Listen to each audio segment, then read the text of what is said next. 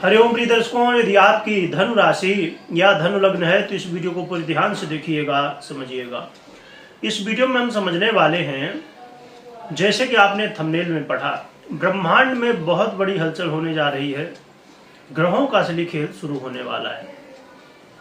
ब्रह्मांड में बहुत बड़ी हलचल क्यों हो रही है, इसके पीछे क्या कारण है, आइए समझते हैं।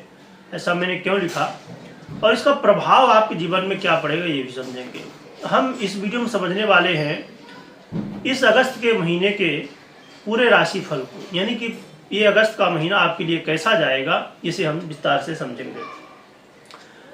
क्योंकि जब आप अलग अलग वीडियो देखते हैं, अलग अलग ग्रहों की, मंगल की हो गई, सूर्य की हो गई, बुध की हो गई, कि ये ग्रह परिवर्तन कर रहे हैं, तो अलग अलग प्रभाव जब देखते हैं तो कोई ग्रह अच्छा प्रभाव दे रहा होता है तो कोई ग्रह बुरा प्रभाव दे रहा होता है, तो यहाँ पर कन्फ्यूजन हो जाता है। इसलिए हम एक साथ सभी नवग्रहों को पूरे ये अगस्त के महीने में कैसा रिजल्ट आपको देंगे, ये समझेंगे। आइए सबसे पहले हम कारण समझ लेते हैं। ब्रह्मांड में बहुत बड़ी हलचल इसलिए है कि प्रिय दर्शकों, 9 के 9 ग्रह अपनी स्थिति में परिवर्तन करने जा रहे हैं। क्या परिवर्तन हो रहा है, कब हो रहा है, ये समझ लेते हैं सबसे पहले। तो हम सूर्य की बात करें तो सूर्य 16 अगस्त को अपना राशि परिवर्तन करेंगे और अपनी ही राशि सिंह राशि में प्रवेश कर जाएंगे। चंद्रमा की बात करें तो ये 2.25 दिन में अपना परिवर्तन करते रहते हैं। और मंगल की बात करें तो मंगल का परिवर्तन 26 अगस्त को होने वाला है। 26 अगस्त को ये बुध की राशि यानी कि मिथुन राशि में प्रवेश कर जाएंगे। और बुध की स्थिति देखी जाए तो बुध रहेंगे तो सिंह राशि में पूरे 2 महीने से अधिक का समय यहाँ पर रहने वाले हैं बुध सूर्य की राशि पर। परंतु यहाँ पर सिंह राशि में गोचर करते हुए ये 5 अगस्त को वक्री हो जाएंगे, जिससे कर्क राशि का भी फल देना शुरू कर देंगे।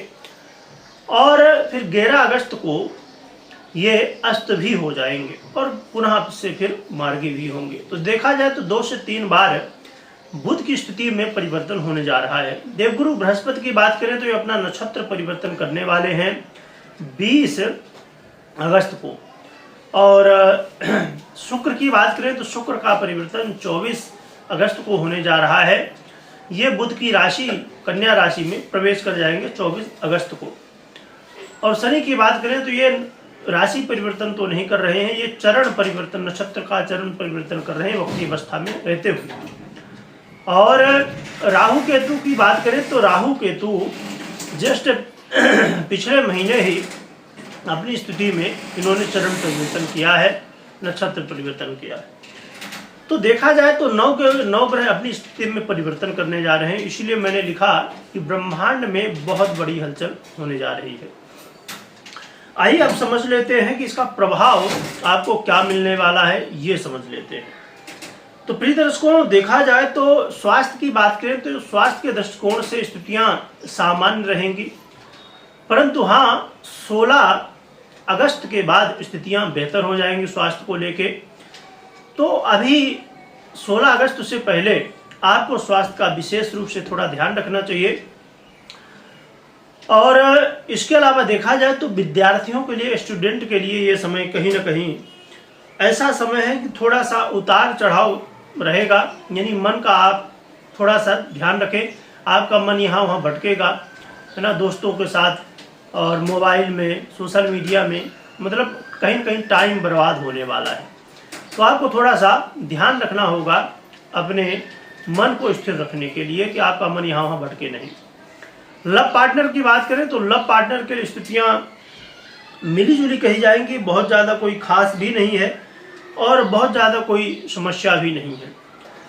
परंतु यहाँ पर जैसे ही 24 अगस्त को, अभी 24 अगस्त तक तो स्थितियाँ एक बार ठीक हैं, परंतु 24 अगस्त के बाद फिर लव पार्टनर को बहुत ज़्यादा सावधान हो जाना होगा, क्योंकि आपस में कलह का माहौल बन सकता है। तो आपको अपने आप का ध्यान रखना होगा, अपने पार्टनर का भी ध्यान रखना होगा। और देखा जाए तो दाम्पत्य जीवन, मैरिज लाइफ की बात करें तो मैरिज लाइफ की स्थितियाँ अभी 26 तक तो एक बार ठीक है, 26 तक स्थितियाँ सामान्य रहेंगी। परंतु 26 के बाद फिर थोड़ा आपको ये देखने को मिलेगा कि आप बेवजह की बातों को लेकर आपस में आप लोग क्रोध करेंगे और क्रोध की वजह से आपस में कुछ न कुछ मनमुटाव, वाद विवाद, लड़ाई झगड़े ऐसी स्थितियां बन सकती हैं। इसलिए आपको दाम्पत्य जीवन में इस समय विशेष रूप से क्रोध को कंट्रोल में रखना होगा। यदि आपने क्रोध किया तो इससे समस्या हो जाएगी। ये बात व्यापारियों के लिए भी लागू होगी कि आप क्रोध करने से बचें, क्योंकि क्रोध करेंगे तो इससे आपके लिए समस्याएं खड़ी होने वाली है। हाँ, एक अच्छी बात यह है कि व्यापारियों को धन लाभ की स्थिति बनने वाली है। कहीं ना कहीं आपको धन लाभ मिलेगा और धन लाभ में विशेष स्थिति बनेगी। आपने जो पहले कर्म किया है आपने उसका फल अब मिल सकता है। और करियर की हम बात करें, आप नौकरी करते हैं, जॉब करते हैं, तो नौकरी पेशा वाले लोगों के लिए स्थितियां थोड़ा सा उतार चढ़ाव भरी रहेंगी, क्योंकि जैसे ही 5 अगस्त से बुध वक्री अवस्था में चले जाएंगे, वहां तक तो एक बार ठीक है, परंतु 11 अगस्त के बाद जब बुध अस्त हो जाएंगे तो ये समय कहीं ना कहीं थोड़ा सा उतार चढ़ाव भरा रहेगा। तो 11 अगस्त के बाद विशेषकर आपको थोड़ा सा करियर में ध्यान रखना होगा। बुध पुनः से मार्गी होंगे। आने वाले समय में हम कोशिश करेंगे बुध की वीडियो आ जाए तो उसमें और भी हम विस्तार से चर्चा करेंगे। वैसे इससे पहले हमने एक सीरीज बुध की निकाली थी, उसमें हमने बताया था कि आप जो है तो बुध की स्थिति को कैसे देख सकते हैं। तो ये चीज़ें हैं। यहाँ पर करियर में थोड़ा सा 11 अगस्त के बाद थोड़ा सा ध्यान रखना होगा। और विशेषकर बुध होते हैं वाणी के कारक, तो बुध के लिए वाणी में संयम रखना। आप कुछ बोल रहे हैं अपने जहाँ जॉब करते हैं, आपके साथ लोग काम करते हैं, तो वहाँ पर इस बात का ध्यान रखिए कि लोगों को जो आप कह रहे हैं या बॉस को कह रहे हैं या किसी को कोई भी बातें कह रहे हैं, आप क्या कह रहे हैं, उसका क्या मतलब होगा, उसका फ्यूचर में आपके क्या प्रभाव पड़ने वाला है, इसे समझ के और फिर आपको कुछ कहना चाहिए, तो फिर स्थितियाँ संभाल सकते हैं आप। अब हम बात कर लेते हैं कि उपाय क्या करना चाहिए। तो उपाय की बात करें तो इसमें उपाय में सबसे महत्वपूर्ण होगा कि आप कोशिश करें हर दिन मंदिर जाने की। यदि आपके आसपास कहीं मंदिर है तो मंदिर जाएं और वहाँ पर भगवान के दर्शन करें। वहाँ पर यदि भगवान विष्णु के अवतार या भगवान विष्णु, राम जी, कृष्ण जी, इनका मंदिर हो तो बहुत अच्छी बात है। या तो फिर जो मंदिर हो वहाँ पर जाएं, दर्शन करें, वहाँ पर सेवा करें। और यदि मंदिर नहीं जा पाते हैं, कई जगह ऐसे स्थितियाँ होती कि वहाँ मंदिर नहीं होती, बहुत ज़्यादा दूर होती हैं। अब जैसे अन्य देशों में कई जगह मंदिर नहीं भी हो पाती हैं, तो वहाँ पर आप क्या कर सकते हैं कि आप अपने घर में ही यदि मंदिर रखे हैं तो वहीं पर आप बैठिए, भगवान की आराधना करिए, पूजन करिए। सबसे सरल होता है नाम जप, तो नाम जप तो कर ही सकते हैं।